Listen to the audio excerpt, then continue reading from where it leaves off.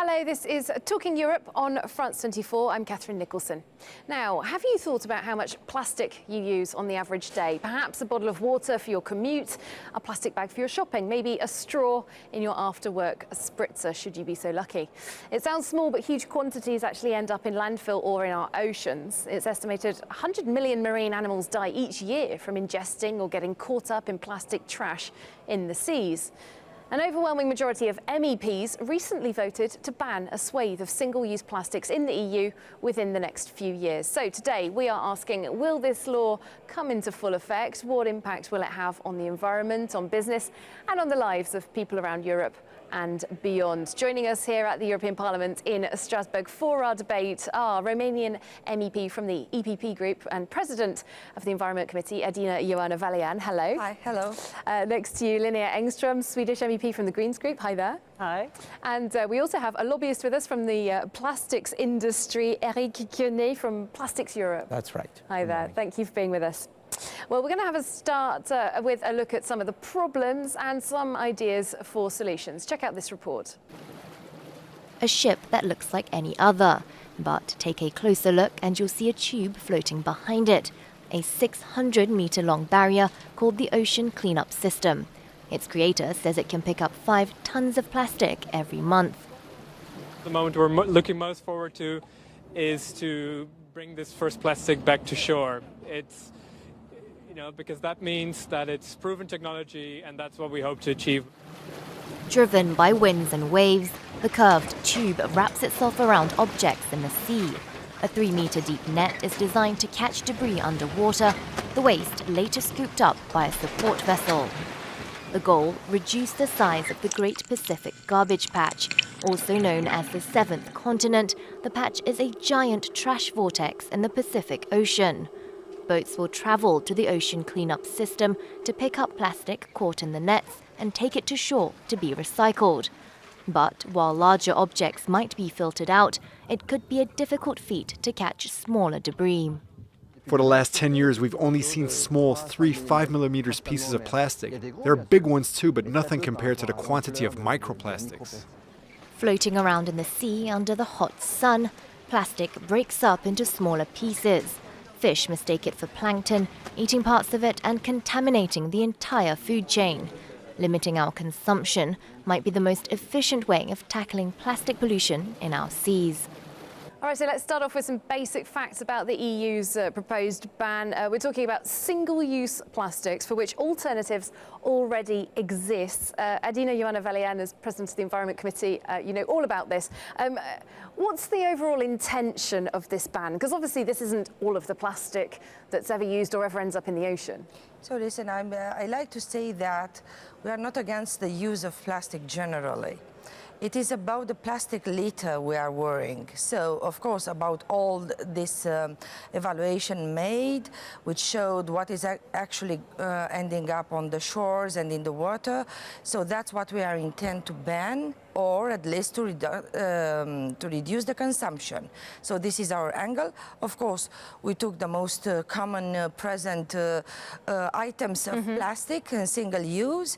For some of them, we consider that a ban it's possible because there are replacements. Of course, we have to talk about how is this going to be replaced, and this what the impact on the industry is true. But nevertheless, I think the intention is correct, and I think it is a room there to improve the way of our current lives, because I think we can use different things in order to take care of what is going to happen with the ocean and the fish we all love so much. Yeah. Well, Linnea Engström, you're nodding along with what Ms. Vălean is saying. Yeah. Does this law go far enough, though? It is such a limited list of products, and for some products we're just talking about reduction in use, like those polystyrene burger boxes and cups for coffee and tea. I think this is a tremendously important step. Of course, it's the first time ever that we're legislating on single-use plastics, so that's why I'm really looking forward to it. But of course, we need to do more. We're talking about 1 truckload of plastics right into our oceans every single minute. So this is a huge environmental problem, which is actually affecting our bodies as well. So we have found pieces of plastics in human bodies. It's not only in the fish that we eat, but also in our own bodies. So I think that we need to level up. We need to raise the ambition continuously. So after 3 years, I want to see raised ambitions and more targets for more plastic items. Okay, well, at this point, I'm going to bring in Eric Cournet from Plastics Europe. I know that your federation, after the vote, said that the measures were disproportionate. Linnea Engström talking about going even further within 3 years. Okay, first of all, what we can say is, as industry, we consider that marine littering and all, as Mrs. Malian mentioned before, all littering entering into the ocean is unacceptable. So everything which can be done as the industry, as I would say legislators and also citizens, must be done to reduce marine littering. But what we consider and what we must never forget is that 80% of what enters into the ocean is coming from land. So what we should do first is to tackle issue of waste management, recycling, okay, and also citizen, I would say appropriate citizen behaviors, not to litter because it will come to, I would say there's a great chance to go to the ocean. But when we're talking about, I mean, obviously there are some things which can already be recycled. There are provisions in this law for having 90% of plastic bottles recycled by 2025. Yep. But things like those plastic burger boxes from the polystyrene, they can't be recycled. And there are alternatives like cardboard. So surely, isn't it a no-brainer? Okay, what we say as disproportionate is the goal is to tackle and to fight the marine litter. So first we should concentrate for the bans where first there is alternative. Question, are the alternative enough? I would say in terms of environmental impact has a good impact. And the problem is if you litter a paper bag, it will enter into the ocean anyway. So well, okay, let's pass that back to our MEPs then. I'd like to... that in terms of EPR, which we consider, of course, we need to have more, I would say, and to have more the industry involved in that, but it must be proportionate at the same time. And in terms of cost and remedy, cost of remedy must be, we cannot take on our burdens, on our shoulders, all the costs. Two points there. I think we have to acknowledge the fact from a political standpoint that this is a huge problem that we can't solve by just replacing plastic items with bio-based items, for example. We need to cut down really on the use, on the consumption of these single-use items. Including, for example, you quite rightly say, you know, if you use a paper bag and throw it in the sea, then that's still litter in the sea. Yes, but paper can be, you know, they can be decomposed in water. The problems with plastic is that it never disappears. It just becomes microplastic. Ms. Valian?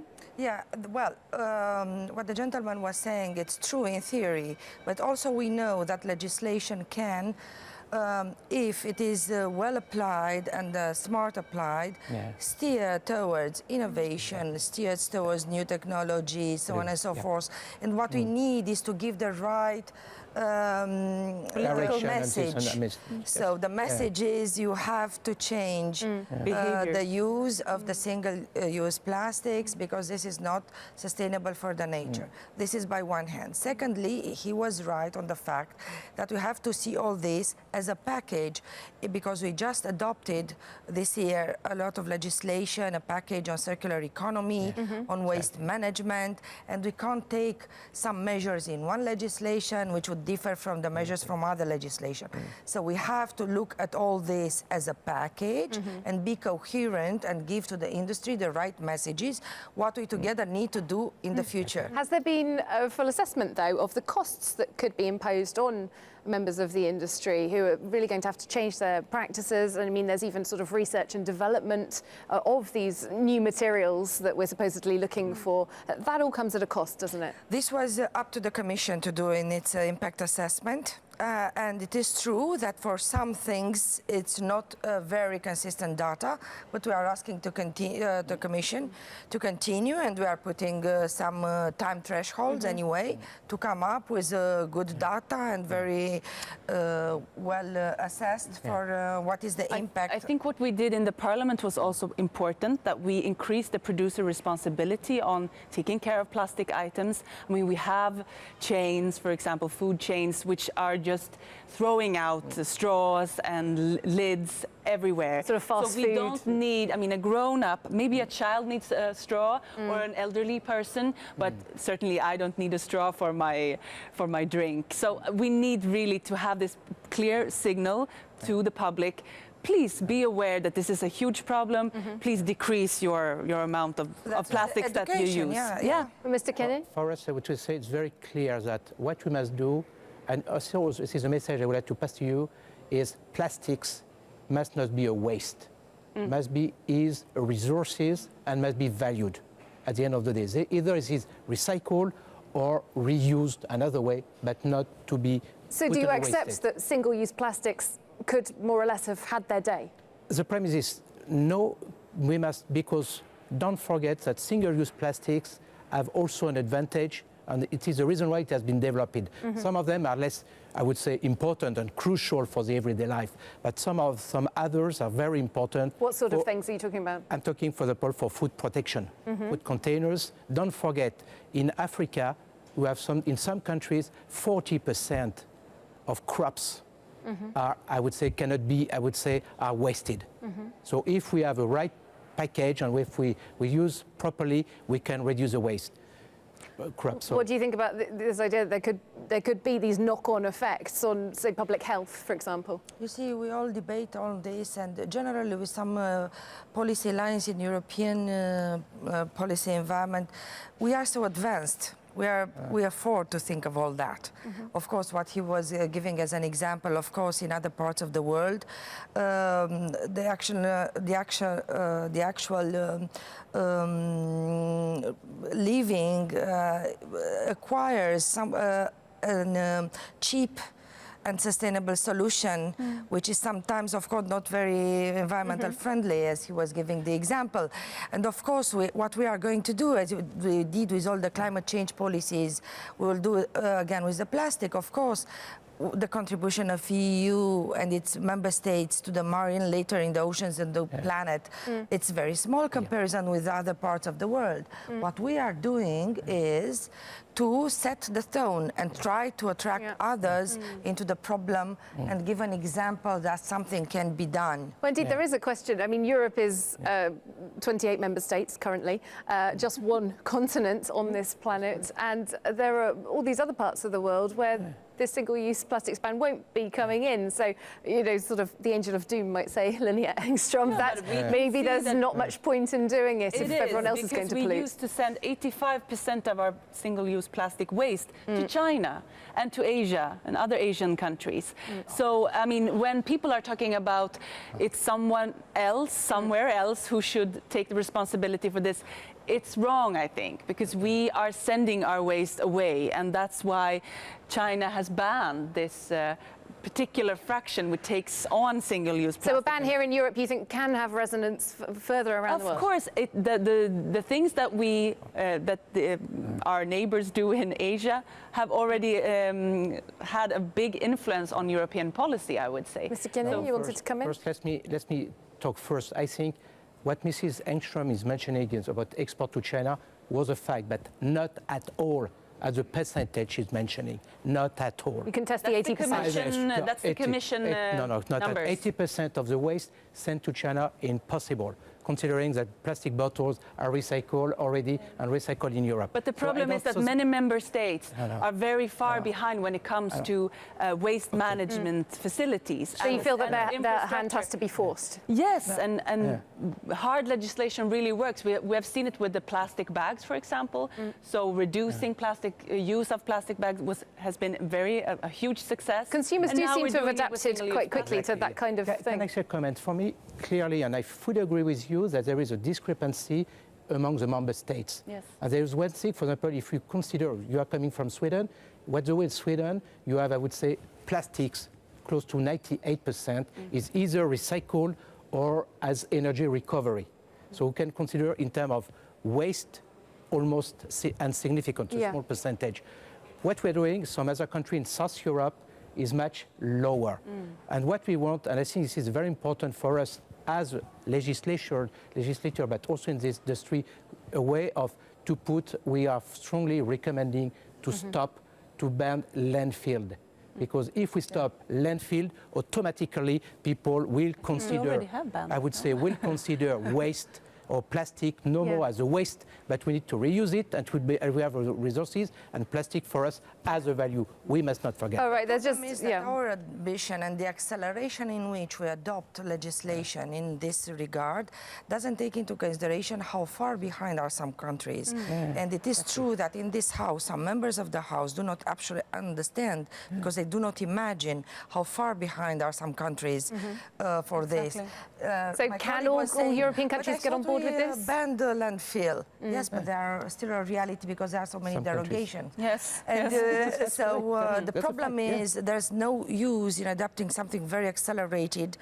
Well, the timescale on this is very quick. Yes. So can it be achieved? By 2021, I think we should. You should ban the products, these and by products. 2025 I think it's recycle. definitely manageable. You think it's achievable? I think yes, because we have to. Just There is running no out of time, so I'm going to ask our other participants. Eric Quenet, is it doable? I think just in a couple of words. The bans mentioned, except EPS, polystyrene expandable, is achievable. Okay. Yes. And last word, Adina Joanna Valian, is this ban going to happen? Is it going to have an impact? I think it is, at least giving the right signal. This is the future. We have to become responsible in the use of single-use plastics. All right, we have run out of time. Thank you all very much, Adina Joanna Valian, Linnea Engström and Eric Quenet. Thank you very much. Thank you as well for watching. We'll see you soon on Talking Europe. Okay.